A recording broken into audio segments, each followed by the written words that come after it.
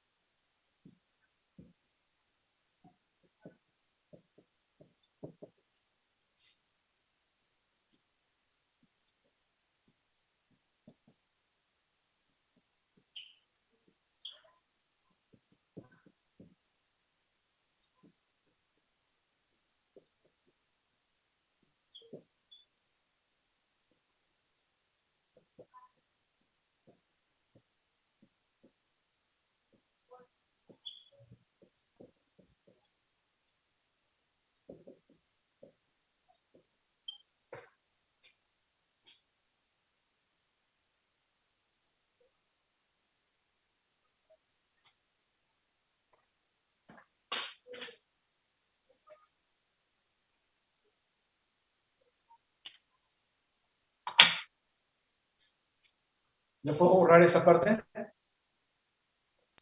Sí, Sí, profe. profe.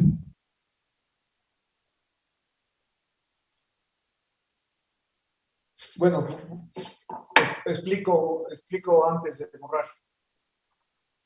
Bueno, la parte de la materia, la física de la materia, tiene que ver específicamente con de los elementos que hemos estado hablando, de los átomos, que son la parte más pequeña, la parte esencial de la materia. Y esos átomos, las propiedades de esos átomos nos dan características de los diferentes elementos. Y evidentemente, dependiendo del tipo de átomos que están en un elemento, es el comportamiento de este. Por ejemplo, si la cantidad de átomos que utilizamos tienen un gran número de electrones en su alrededor, entonces son átomos mucho más pesados y esos constituyen elementos como metales o tierras raras específicas, o si tienen muy pequeños, entonces esos átomos pueden constituir elementos más volátiles. Esas son algunas de las propiedades. Nosotros nos vamos a enfocar, como dice aquí, las características, en este caso de lo que tenemos de los átomos, nos van a permitir, y entre comillas, dividir, o sea, eso es algo que el ser humano hace. Para hacer un estudio, dice, bueno, yo los voy a calificar en base a esto. Y en esa división o la calificación es la materia en diferentes conceptos, como la que tiene que ver con las propiedades de conducción eléctrica. Entonces, lo que a nosotros nos interesa es esa parte de la conducción eléctrica. Habrá otros a los que puedan dividirla, que sean gases, sean líquidos y sean otro tipo de materiales. Esa podría ser una división adicional, pero específicamente para lo que nosotros lo necesitamos, tiene que ver con la conducción de corriente eléctrica. ¿Por qué la conducción de corriente eléctrica? Eso está ligado con el movimiento de electrones o movimiento de cargas, ¿de acuerdo? Ahora, esta división en cuanto a conducción de corrientes eléctricas, corriente eléctrica, perdón, tiene que ver con, podemos dividirlo en elementos conductores, elementos semiconductores y elementos aislantes. Esos son los tres tipos de elementos con los cuales nosotros vamos a estar trabajando en cuanto a la parte eléctrica y a la parte electrónica. Ya sea que el conductor puede ser líquido, como por ejemplo el mercurio, es un metal y es conductor y es líquido. O bien puede ser sólido, como el cobre, el oro, la plata, y en algunos casos podría ser hasta de manera gaseosa cuando los gases llevan algún tipo de sal y se encuentran debidamente en una ampolla en la cual se pueden presentar descargas debido a los elementos o a los átomos que lo conforman, ¿de acuerdo? Entonces, a nosotros ahorita lo que nos interesa es si es conductor, si es semiconductor y si es aislante. Y sobre todo para nuestra clase en específico, nosotros vamos a estar viendo todo lo que sean elementos semiconductores. ¿Alguna duda? Ya saben, en 10 minutos esto se acaba y volvemos a conectarnos. ¿Qué pasó, señor Prado?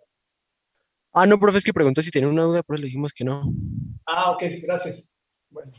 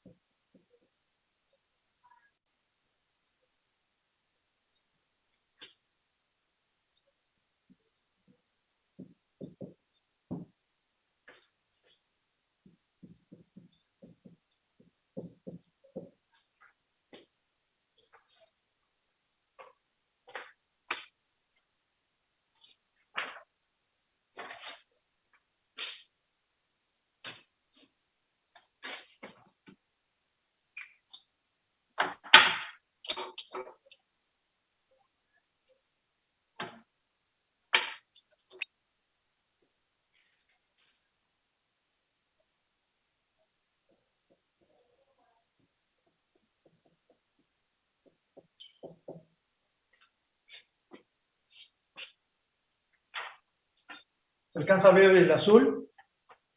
Sí. Sí, Sí, profe. profe. Profe. Ok.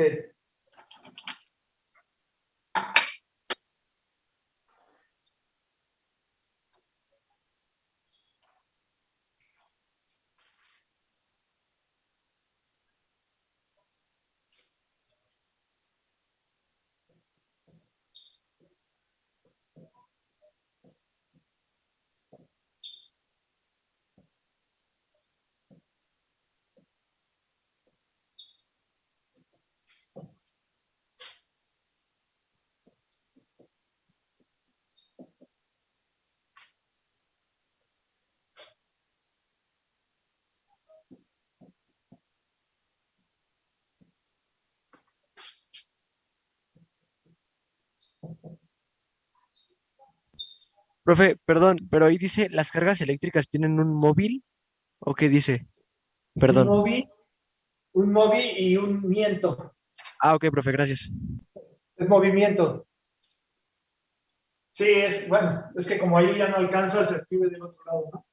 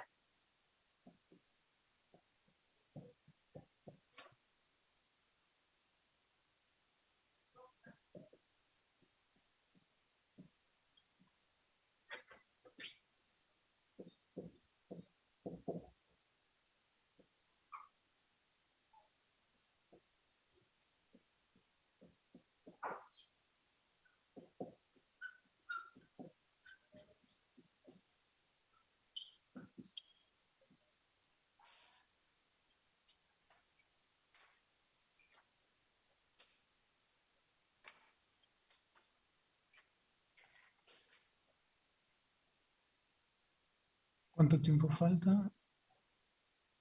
Mm,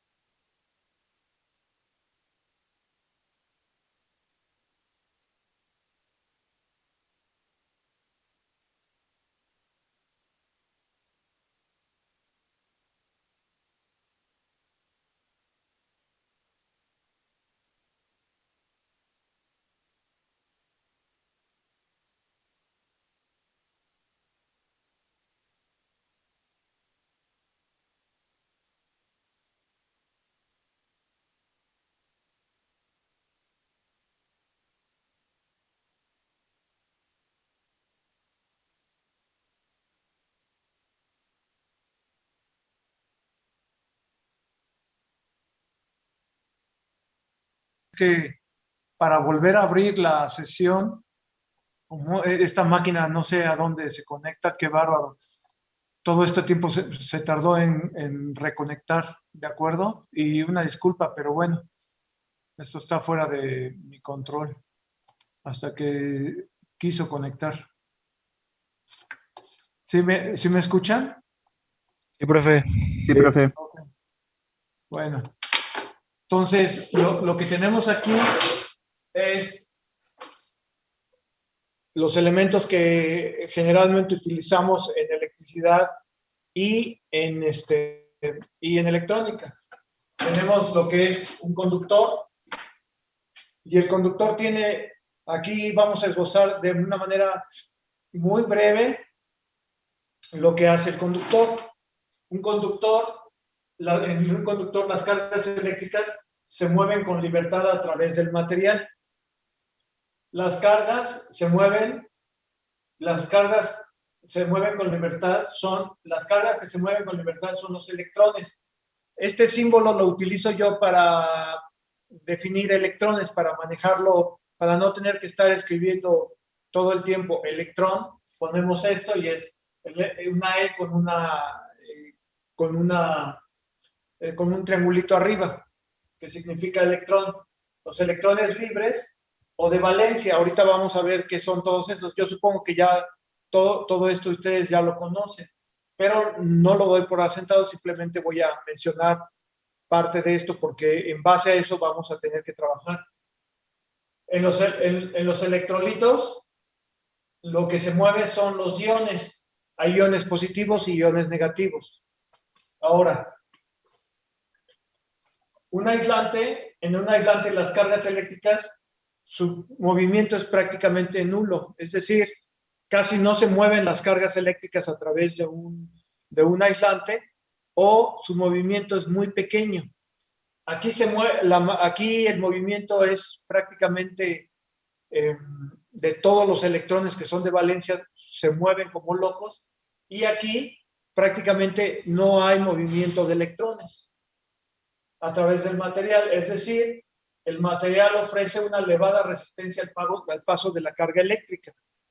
Por ejemplo, si se han fijado, en su casa tenemos los cordones que utilizan para conectar los aparatos. Evidentemente, lo que está dentro del cordón es un conductor que está hecho generalmente de cobre o en algunos elementos ya utilizan el aluminio. Y para que ese conductor no toque a una persona o no toque un metal, se le pone un recubrimiento y ese recubrimiento es un aislante. Y si se fijan, puedo tocar ese cable porque está aislado. Entonces, eso significa que el material que está externo al cobre no permite que pase la corriente hacia mi cuerpo. Entonces, esa es la propiedad que utilizamos, que se llama aislante y que evita que cualquier carga pase por ejemplo, hacia nuestro cuerpo. ¿Está claro? Sí, profe. Ok. Y finalmente, uno de los elementos con el que vamos a estar trabajando principalmente en esta materia son los semiconductores. Un semiconductor tiene característica intermedia entre un conductor y un aislante. ¿A qué me refiero con una característica intermedia? Con esto, bajo ciertas condiciones, el semiconductor va a permitir el paso de la electricidad o de las cargas eléctricas. Y si le cambiamos esas condiciones, entonces va a dejar de conducir. Esa es esta propiedad de que con unas condiciones conduce y si le cambio esas condiciones ya no conduce, eso es lo que ha permitido hasta ahorita el desarrollo de todas las cosas electrónicas, incluyendo lo último que hay de robótica, etcétera, tiene que ver con esta simple condición.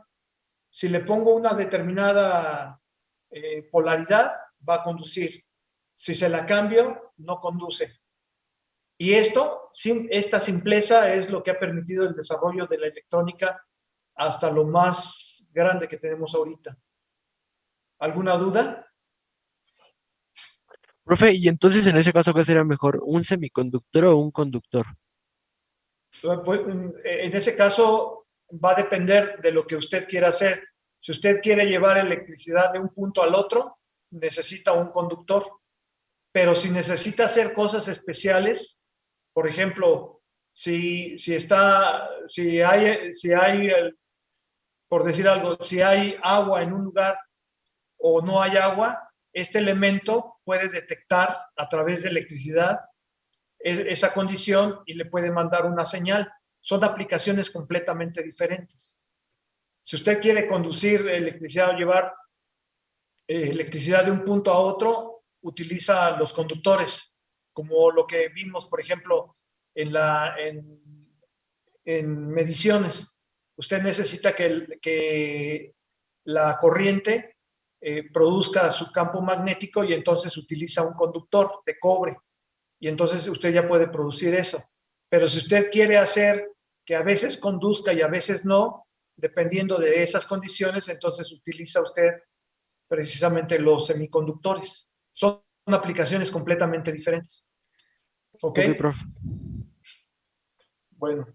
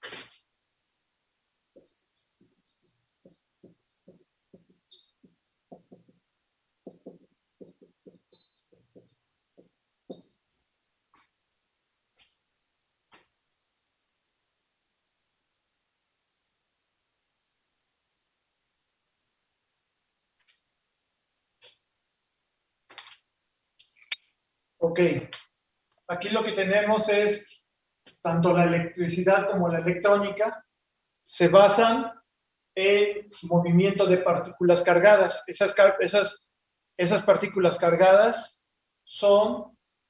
los conocemos como electrones. Y esta partícula tiene una carga negativa. Recordarán, para los que no estuvieron, para los que estuvieron conmigo lo recordarán, para los que no, tenemos que la manera en la que explicamos la carga eléctrica, voy a poner esto hoy día aquí. Bueno, vamos a ponerlo aquí. Esto es un electrón y la carga eléctrica se va a ver representada por unas cosas que se llaman líneas de fuerza. A estas cosas que están aquí se les conoce como líneas de fuerza. Y todas esas líneas, el conjunto de líneas, se le conoce como un campo eléctrico. A los que ya estuvieron conmigo, esto se les hace conocido, ya lo vimos. Entonces, todas estas líneas forman un campo eléctrico. Cada una de ellas es una línea de fuerza. Obviamente, en la manera en la que lo estamos representando, el campo eléctrico de este electrón debe de acuerdo a la convención que se hizo para poder estudiar esto, y es a nivel mundial, se considera que las líneas de fuerza en un electrón entran. Y en cualquier partícula, a mayor número de líneas, significa que el campo eléctrico es mucho más grande. Menor número de líneas, su campo eléctrico es más pequeño. ¿Está claro? Sí, profe. Ok, entonces, esto es con lo que vamos a estar trabajando, y recordarán que se tiene campo eléctrico cuando el electrón está estático. Cuando se empieza a mover en conjunto, se va a producir lo que conocemos como campo magnético. Pero ahorita nos vamos a quedar nada más con esta parte. Ahora, como vamos a tener que trabajar con partículas con carga, y las partículas que trabajamos primordialmente son los electrones, porque decimos nosotros que son los que se mueven para producir la electricidad, entonces vamos a entrar a esta parte que es la teoría de la estructura atómica. De esto, obviamente, ustedes ya saben y ya conocen bastante de esto. Entonces, los primeros indicios, de los primeros que empezaron a investigar esto, pero evidentemente no tenían toda la tecnología para poder descubrir lo que nosotros hemos estado descubriendo, fueron los griegos. Y ellos dijeron que el átomo es la partícula o parte de la materia más pequeña en la que se podía dividir.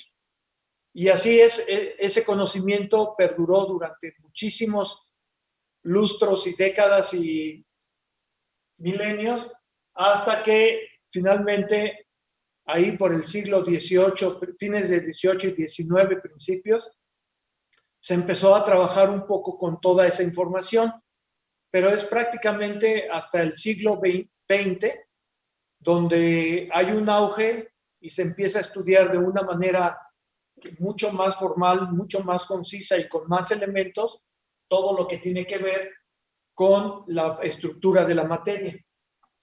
Otro de los elementos, otro de los señores, alguien que se llamaba Tales de Mileto, descubre algunas propiedades de las cargas eléctricas. Él veía que el ámbar o algunos elementos especiales, cuando se tallaban contra el pelo o contra una tela, lo que hacían es que atraían pequeñas partículas o pequeñas semillas. Y entonces él fue el primero que documentó que ese frotamiento de ese elemento como el ámbar, lo que producía era una que él no le pudo llamar un campo, pero era una fuerza de atracción hacia este elemento.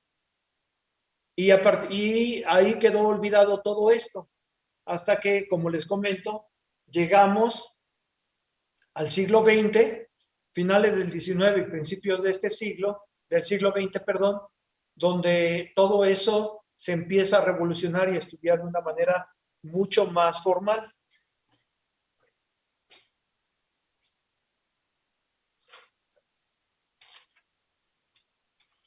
De lo que esta va a ser la primera tarea.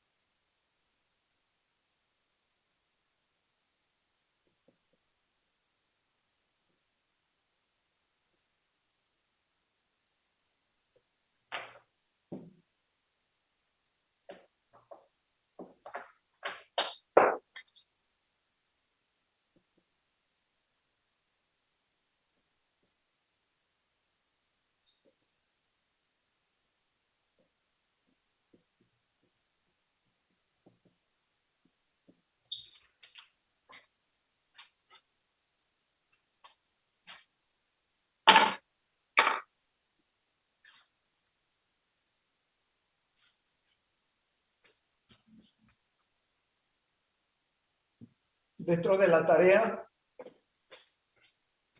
quiero que me digan cuál era el modelo y lo que dijeron, su teoría de Dalton, de Thomson, de Rutherford, de Bohr, Niels Bohr y de Schrödinger. ¿Qué es lo que dicen? Y cómo era su modelo de esto sobre todo. Este señor hablaba de otra cosa. Entonces, y quiero que me investiguen cuál es la masa y la carga de un electrón, la masa y la carga de un protón, y quién se dice que descubrió un electrón, un protón, lo que es el neutrino, el positrón, mesón, el quark, y lo que se llama la partícula de Dios, o mejor conocida como el bosón de Higgs.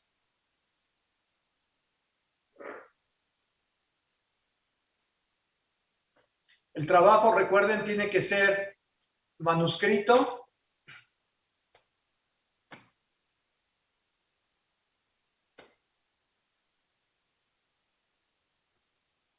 y debe de traer una portada.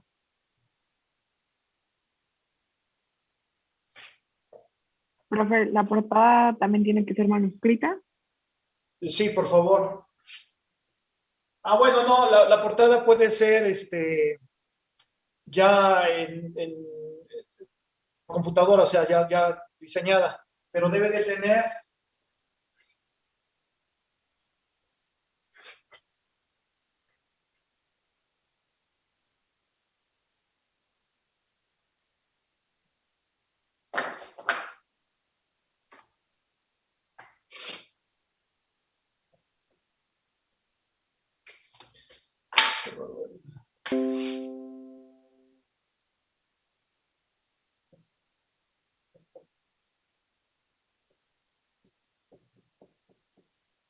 debe tener el nombre de la institución,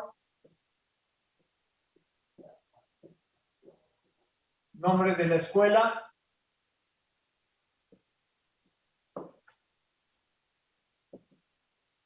nombre del alumno,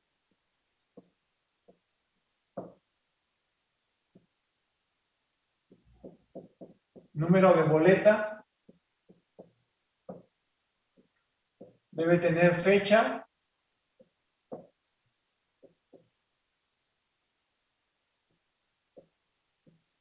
nombre y nombre del trabajo.